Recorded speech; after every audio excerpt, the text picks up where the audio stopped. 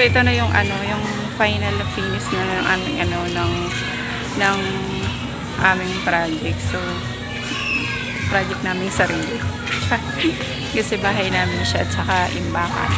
So bali ipapakita ko to sa inyo. Bali hindi talaga to yung pinaka total amount niya kasi since yung iba diyan is ano siya, free lang siya kasi mga tira-tira sa mga project namin. So pero itutur ko pa rin sa inyo para makita nyo pa rin. So hindi siya ganun kalaki yung ginastos. Hindi ganun kalaki nag-ano kasi nag-pop up yung ano ng cellphone ko. Hindi siya ganun kalaki yung ginastos namin compare dun sa mga inaano namin project kasi nga yung iba hindi namin binili. Exist siya sa iba namin project. So ipapakita ko pa rin siya. Bali in lot po siya. Bali ang sukat ng lote nito is 54 square meter. So ipapakita ko sa inyo. So bali ito yung ito yung paupahan namin. Itong side na to. Kasi itong side na to ginawa namin siyang imbakan / imbakan nga talaga, storage area. So hindi, bukas pa ba ito man? Sarado na. Sarado na. So hindi ko naman papakita sa inyo pero the previous video ko nandyan kasi yung mga excess namin na gamit, mga ginagamit namin sa project namin, mga purmas, mga bakal, basta lahat po na gamit namin sa construction. Diyan namin i-imbak pag yung hindi naman kasi lahat nagagamit. So kung anong kailangan, kukuha lang kami dyan. So may sarili din po yung ano ng ilaw at saka tubig. So pa-submeter. So yan. So bali ito, pati yung paint na yan. So mga ano lang din yan, mga mix lang namin. Minikos lang namin, charot. Kami lang nag-mix niya. Sabi pinagtugma-tugma lang namin kasi ang dami namin mga excess na na pintura na yung iba. So inano ko na pinag-mix na ng asawa ko. So yan yung kinalabasan ng ng kanyang mga mga pinturang tira-tira. So kung sino may gusto ng mga pinturang tira-tira, wag lang mapili sa kulay. So marami kami diyan sa imbakan. Message niyo lang ako. Then ito, meron pala kaming nilagay dyan. May extra kasi kaming aircon. So which is hindi naman namin nagagamit sa bahay. So yung asawa ko na ilagay na lang dyan para nga magamit siya din para hindi din masira. So yung titira, kung gusto nilang mag-aircon, may aircon na. So naka-ano po yan, ang kuryente po niyan is naka-direct sa breaker. So bali dito sa labas gumawa kami ng tile wall cladding. Then itong nakikita yung manhole, yan po yung manhole na mga galing doon sa sa labas ay sa loob na tubig na pasok diyan. So pinutol kasi namin yung connection niya sa drainage kasi para yung amoy hindi pumasok sa loob. Since nilipat ko nga po yung CR doon sa back, so para ayaw kong sumingaw yung amoy ng drainage doon sa CR kasi nga yun yung mababang party doon sa floor drain ng CR. So pinutol ko siya, nilagyan ko siya diyan manhole. Then kasi inalis ko yung P-trap doon sa likod na which is cause lagi ng pagbara kasi syempre naiipon doon yung sibo ng ating lababo. So inalis ko yung P-trap na yun para tuloy-tuloy yung agos ng tubig, hindi magkaklag, hindi maiipon yung mga sibo. So lalo pa pag magkaroon ng malakas na ulan, so parang tinutotally flush out niya palabas kasi nga syempre malakas yung tubig ulan na galing bubong, doon din ang bagsak. So parang pina-flush out niya na rin. So yun yung pinaka-purpose ko. Inalis ko yung P-trap at the same time pinutol ko din siya dyan. Para yung amoy naman hindi pumasok sa loob yung amoy ng drainage. Kasi syempre nandyan yung lahat ng amoy. Klase ng amoy. Kasi nandyan din yung overflow ng ating CR. Ang overflow ng CR, ng septic natin. So nandyan din. So ang amoy niya kakaiba. So ito. Then ito pala yung mga bakal ko. So galing yan sa client namin. Ito galing to sa client ko sa Binakayan. So naalala ko dito, binigay lang to sa amin kasi para daw hindi na nila problemahin yung pag-dispose. So yan, binigay yan sa amin. So thank you po kila Sir Brian. So binigay po nila yan sa amin yung gate, pati po yung grills. Then ito po binili ko dun sa binaklas namin sa Camellia. So binili ko, ginamit ko dyan. So ito na lang yung sa taas yung ginawa namin. Ito may repair akong ginawa dyan kasi kinain na ng bakal. So ni-repair ko na para magamit ko siya dyan. Then ito yung free yan. Kumbaga labor lang. Then ito pinuto lang namin dun sa excess.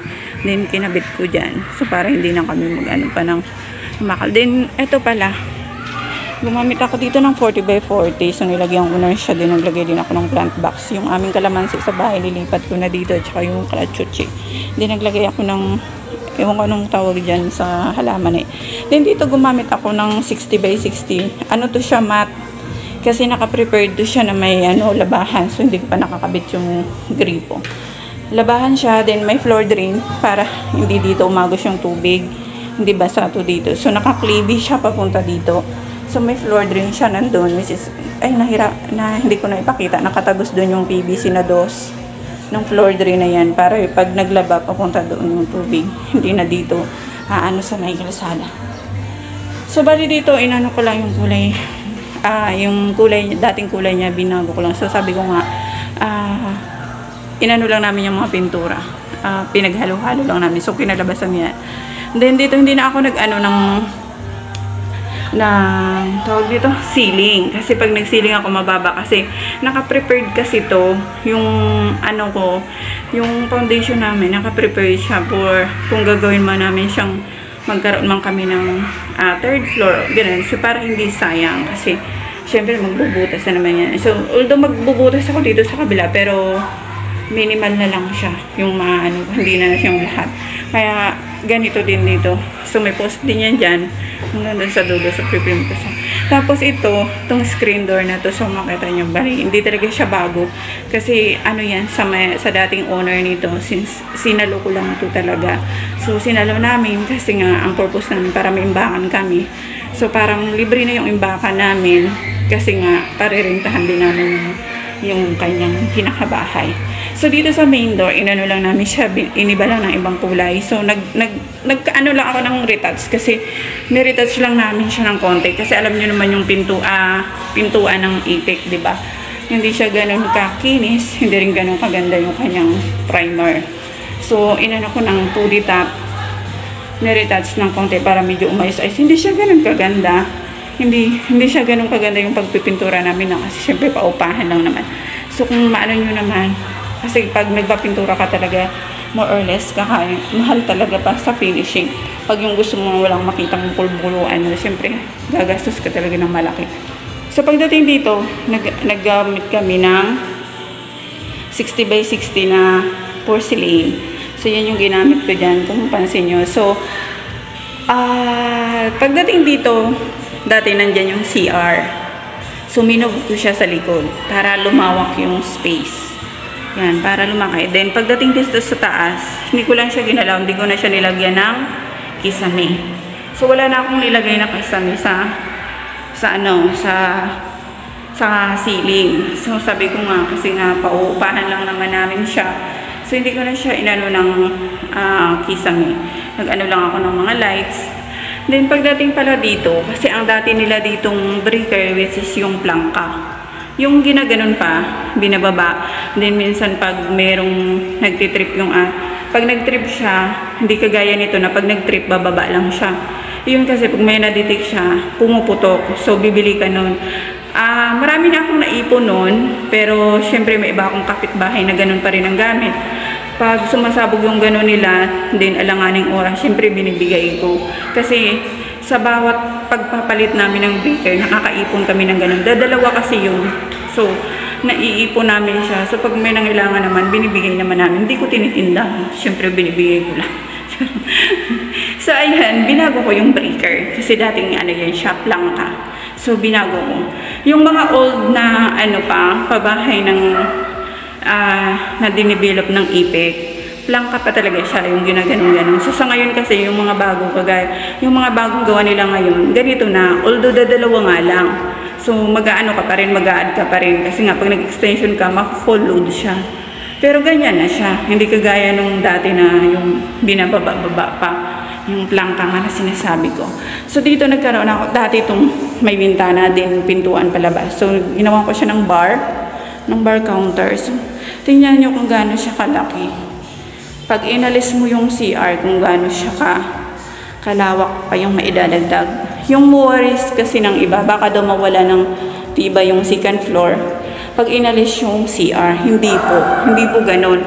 Kasi po, yan po, slab na po yan. Bago pa po inano yung CR, binild yung CR. Kumbaga yung CR po, nakaano lang po yan dyan. Hindi nga po yung nakatusok yung bakal nun dyan sa slab eh. Kaya po mabilis lang yung tibagin. Matibay pa rin po yung second floor nyo kahit po alisin nyo yan. Kasi po, pahabol lang naman po yung CR sa babae. Ganun po yung ano na layout talaga ng Apex. So kaya kahit alisin nyo, matibay pa rin po yun. So ito yung magiging dining area nila. So dito, basta ito yung magiging living area. So yan yung magiging living area. Tapos pala dito sa kasi sabi ko para maano ko yung ilaw. So eto kasi, inusod ko kasi dito papunta dito para flat lang siya dito. Para makapag-ano pa ako para sa ref. So wala pang takip. So yan, naglagay ako ng tambol para mapagitna ko yung ilaw. Kasi kung susundin ko lang to, yung beam, nandito siya. So ang bagsak ng ilaw dito lang. Yan. So para magpantay pa rin siya, nilagyan ko siya ng tambol. So ayan, yung bar counter niya. So ito naman, gumamit kami dito ng 60 by 60. Then inano ko lang siya, pina 45 para hindi na ako gumamit ng tile trim. Kasi nga, danas ko siya sa bahay. So ayoko ng tile trim kasi nagsisiksik dito yung mga yung mga dumi-dumi. Parang feeling nanggigitata siya. Then ito yung ilalim. Pinabago ko talaga yung kulay. Hindi ko pinakulay ng dito sa flooring.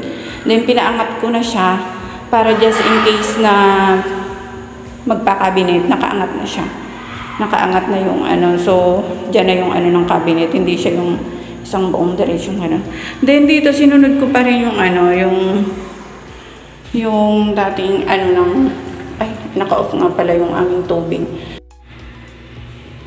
So bali dito sa wall na inano ko pa rin yung gripo na sa wall kasi nga yung sa dito, yung parang mas naano siya dito, yung parang nagdidilaw-dilaw, din katagalan, nagpuputi-puti na parang semento na matigas na siya linisin. So, nilagay ko siya sa wall. Pero kung sakali mang na to ng isa sa mga anak ko, so pwede naman nila yan baguhin kung ayaw nila ng gripo na nasa wall. Then dito, nilagyan ko siya ng kisame kasi slab po to. Alam niyo yung extension sa likod hanggang dun sa end lot, pina-slab ko na. Ang inaano ko kasi, ang wall ko kasi dun para hindi to masayang. So, kung i-roofing ko pa lang siya, din sa future ko pa siya ipa-slab. So, masasayang tong mga kong tiles, lababo, din yung, lalo na sa CR. Kasi, syempre, nilipat ko yung CR. So, hindi talaga may iwasan na, pag hindi mo yan pre-repaired into slab, so, lahat yan, masisira yan. So, masasayang yung ginastos mo dyan. So, yan, may poste dyan. May poste dito para po yung second floor. Or, kung gawin ko pa ng rooftop na parang kagaya na sa phase 1 ko, hindi siya sayang. So, naka-slab na kasi siya. So, wala nang masasayang na dyan, kundi yung idudugtong ko na lang yung pagdating sa taas, idudugtong ko na lang siya. Kumbaga, wala nang hassle. Tuloy-tuloy na, hindi na mapeperwisyo yung nasa baba. So, dito gumamit din ako ng 60 by 60 na matte din na tiles. Para hindi siya madulas. Then, yung hagdan niya, nirepaint ko lang, niretouch yung konting mga siwang, may mga sira-sira. Then, yun, paint lang din siya. So, dito, nag-baseboard din ako dito, parang kagaya ng sa baba. Then, ito, usually, naglalagay ako dyan ng cabinet. So, sabi ko nga, paupahan lang naman siya, so hindi ko na siya nilagyan. Kasi hindi ko rin alam sa anak ko kung sa future kung ano yung balak niya dito. Baka ipabago niya pa rin itong ginawa namin. So, yan. So, ito yung isang room niya. So, gray yung inano ko sa pintuan. Then, nag-baseboard ako ng gray. So, ito pala, ito na yung aircon. So, naka-prepared na siya. So, nakakunik yan dun sa breaker sa baba mismo. Kaya, saksakan na lang nun dyan. Wala nang breaker mismo. Wala na yung breaker pa. Saksakan na lang kasi nga, connected na siya dun sa breaker sa baba. Then, dito sa kisame, so, inangat namin siya. So, kasi pag ito lang, yung H na to, dalhin ko dito, mababa siya. So, inangat namin para mas tumaas. Para hindi ganun ka-init. Tsaka hindi yung abot mo na halos yung kisame. So, yan, tinaas lang namin. Yun, tapos, eto, Ayan. Retouch pala. Kaya maano pa siya. Halata pa siya sa video. Bagong retouch. Then, nagamit pala ako dito ng pin light. So, yan. Paikot. 4 sides. Dito lang sa isang kwarto. Hindi. Kasi ang ginawa dito pa diamond. Kasi nga gawa nito. Yung iba kasi usually nandyan din yung pinto. So, ang ano ko kasi para magamit yung doon. Kasi mas malapad na side yung doon. Magawa ng malagyan ng higaan. So, dito ko nilagay yung pinto. Kasi pag dito ko nilagay yung pinto, babangga siya. Which is dito, maliit lang yung area niya para sa magiging higaan. So, syempre, dadaan-daan ka pa. Dapat may space. So, kaya, ginanito ko siya. So, ginawa dito, pa-diagonal yung pin light. Kasi nga, so, kung mapansin nyo, hindi na ano yung sakay-sami. So, kumbaga, meron siyang nag-L-type siya. So, dito ganun din. Nag-ano din ako ng baseboard. Then, grading yung pinto. So, ayan. Kung makita nyo, ayan. Naka-diamond siya. So, ayan. Naka-diamond siya kasi nga, pag dito siya, so, masyado na siyang malapit. Pag ito, then doon. So, malapit na siya. Then, dyan yung center light. So, parang yung dito, wala nang ilaw. So, ganun na lang yung ginawa namin. Para may ilaw pa rin. So, ito yung ano sa inyo. Naka-ano na to. Ay, wait. Ayan. Naka-slab. So, ayan. Naka-prepare dyan CR. Para sa second floor. So, ayan nga. May lumot na siya. May lumot siya. Kasi ulan ng ulan, diba? Then, yan. So, inano ko lang siya. Inano ko lang ng waterproofing doon na side. Kasi nga, papunta doon yung tubig. So, para hindi ano. Pero dito, the rest. Pati sa CR, walang problema. Walang tagas. So, yan. Para ito yung sinasabi ko na para yung sa baba ko, hindi na masayang, hindi ma-damage. Itutuloy na lang yan. So, yung front lang, okay lang sa front kasi nga, ano lang naman doon. Tiles lang sa flooring yung madadamage. Ito kasi madami yung sa side na sa kusina. Madami yung madadamage niya kasi nga, nandun yung CR ko at saka yung kusina ko. Grabe yung hingal ko at saka pawis. So, yan po yung pinaka-ano namin dito. So, hindi ko talaga siya project namin siyang mag-asawa. So, yun na lang yung tawag namin doon. Project namin siyang mag-asawa. So, yun. Maraming salamat po sa panonood. Grabe yung pawis ko. Maraming salamat po sa inyong panonood po, sa matyagang yung panonood. God bless po.